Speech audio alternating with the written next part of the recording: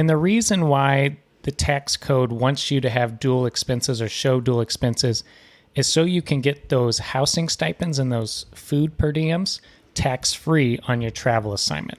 But the only way to legally accept those is you do have to show dual expenses and maintain a tax home. So really what that means is paying for rent or mortgage in your tax home and paying for rent wherever your travel contract is at the same time. Yeah. And you have proof of that, Yes. like a paper trail. And then you can, so getting that set up. So I guess we can kind of talk through how we did it early on and how we do it now. Early on, we rented a room from my parents' home. So Megan and I would pay my parents a fair market price. fair market price. That's the key. I can't just pay my parents $50 and say, hey, I'm renting a room from you. We had to go on and look at like what are other people in the area renting a room for. We pay that to my parents. That is income they are making. So that's the other thing is they have to claim that on their taxes. So you need to have that conversation with them. And so we would pay them rent.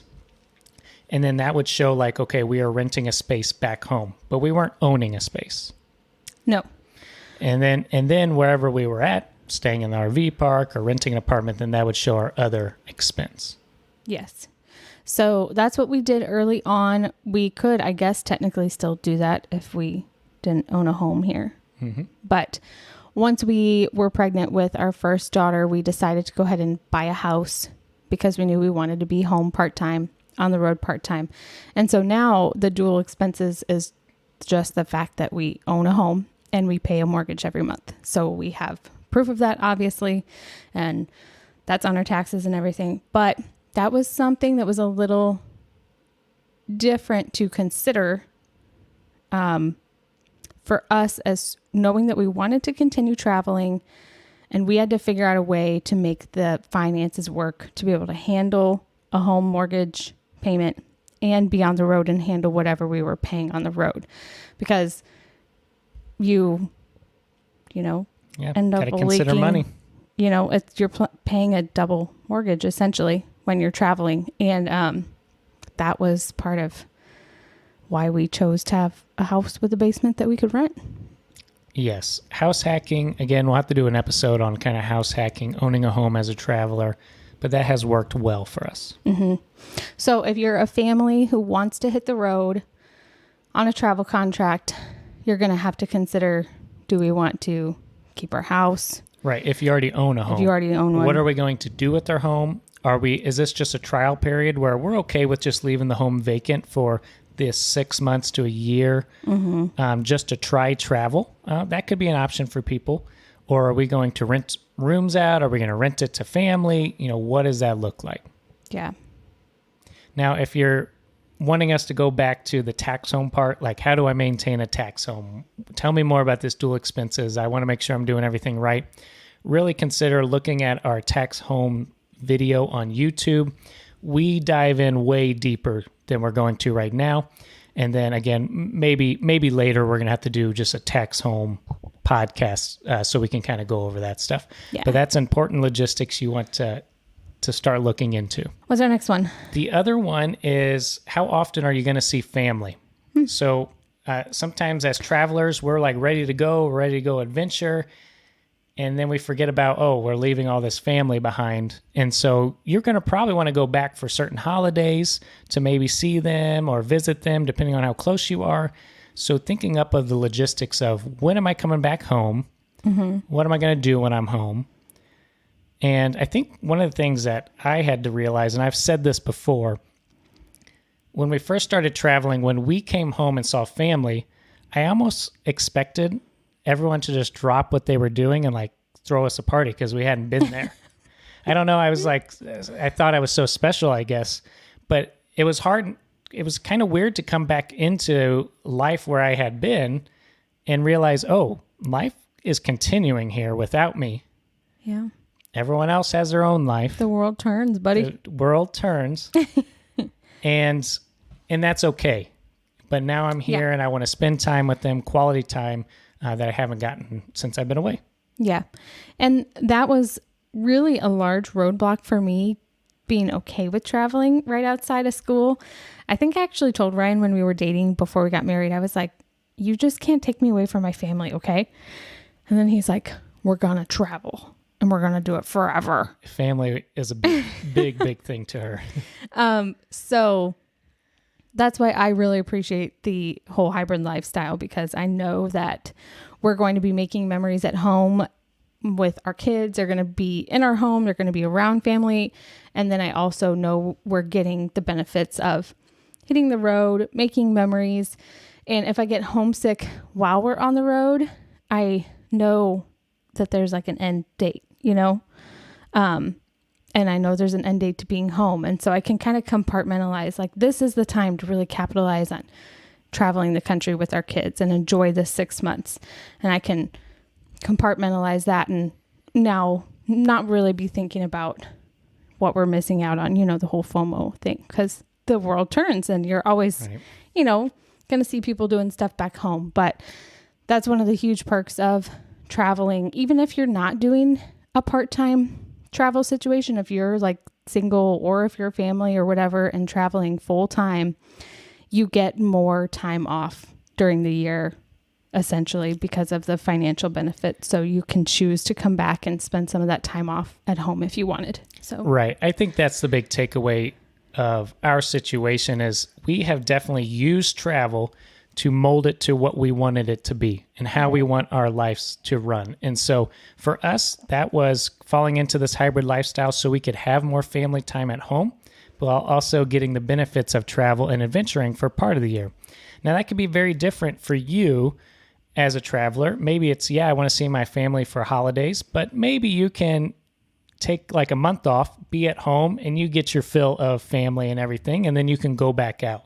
And that's what's great about travel is you really can mold it to whatever you need. Mm-hmm. Yeah. And so if you need a little more, then you lean into it. And there might be a season in life where I need a little more family. I don't need a little more family. And so you can really kind of shape it to what you want. Another logistic you'll want to consider is just that there is going to be a lot of change with travel. And not everybody's made for it. Not everybody is used to it. But I think it's definitely something you can adapt to. I think it's something we've gotten used to. It's the only thing Reagan has ever known is a lot of change. So she's really good at dealing with it. But it is going to be constant change and not quite being sure of your future. You know, you're not in a permanent position where you know you're going to be there for the next 10 years. You're looking for a new job every 3 to 6 months typically. So Right. Your job is changing. Your coworkers are changing. Where you're living's changing. What bed you're sleeping at night can be changing. And so, everything's changing around you. And I think what helped us cope with it, or still cope with that constant change, knowing at the beginning that, hey, there is going to be a lot of change coming our way. And that's okay, because that's normal to acknowledge that. Mm-hmm. I think it's when people try to stop the change and push it off, and they're not like expecting it, that we really put up some strong walls and they have a horrible time. But I think at the beginning, if you are able to tell yourself, okay, change is going to happen, and I will just tackle it and take care of it as it comes, slowly, one at a time. It's going to happen. I'm going to maybe feel uncomfortable in some certain situations. When you can kind of say that stuff out loud, then I don't know, it seems easier to kind of go through, because you're prepared. You've prepared your mind for change is going to happen. And I think that means having grace for yourself. If you're traveling with a spouse, having grace for your spouse to be dealing with all of the change. And my mom also always said, keep your humor about yourself. So you're going to have like highs of the experience of being in a new place, and you're going to have lows of being in a new place and figuring it all out. All right. And then our last logistic to talk about as traveling with kids is there's definitely some things you need to consider. And so we're just going to touch on a few of them. The first one being childcare. So what are you going to do with your baby or your young toddler or your teenager when you're out there on a travel contract? Are you going to have childcare? As a family member coming with you? Like, what are you going to do? Mm-hmm. Yep. So far what we've done is we brought a family member who just happened to be like in the right time of life. She didn't have a home. that was hers that she had to pay for and stay home for. And she wasn't like away in college full time. So she came with us. We paid her. We covered her housing expense. We covered her food for the most part, unless she wanted certain things. And that worked out really great because we trusted her and we were both able to work and take advantage of the increased income with a contract and the tax-free income with the contract. But now we are going to be transitioning to one of us working. So one of us is going to be I'm going to be the childcare. Yeah. Megan loves being a stay-at-home mom. And so she definitely doesn't shy away from that role. But, something that we could consider traveling as a family, and especially, we're getting ready to have our second child, then maybe hit the road after about 6 months. And we've talked about whether we're going to go far away or if we're going to try to stay closer to home for the first one. Usually we try to stay closer to home. And in that case, as long as, for tax reasons, we're outside of a certain radius, we might be more comfortable with finding, formal childcare because we're in our state. Most likely we might have family that's in that other section of the state or friends in the other part of the state that could watch our child for us. Or suggest someone that they send their kid to, like a childcare option. Yeah. So it's just another example of how moldable travel therapy is. And sometimes that's stressful to people because they're like, there's so many options and so many choices, but it's really, you can work it to your advantage to do, whatever works for your family. So childcare. Yeah. Mm-hmm. Consider where you're going to go with that. The other one is schooling. So if you have kids that are school age, we don't. So we don't have too much experience with that. We've discussed, do we want to do homeschool, online school, if we continue traveling once they're school age. But if you have kids who are school age, that's definitely something you want to look into.